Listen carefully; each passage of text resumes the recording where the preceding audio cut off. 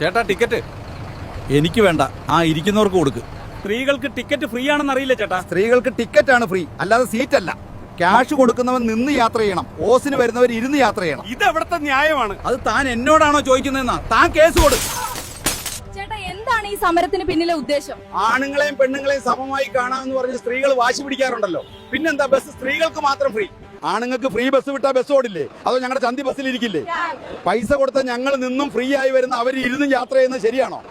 സ്ത്രീകളുടെ സുരക്ഷയ്ക്ക് വേണ്ടി ഈ സൗജന്യ ബസ് കൊണ്ടുവന്നത് നല്ല കാര്യമായിരുന്നില്ലേ? ഇപ്പൊ സ്ത്രീകൾക്ക് മാത്രമാണോ സുരക്ഷ ഇല്ലാത്തത്? പുരുഷന്മാർക്കും അതുപോലെയല്ലേ?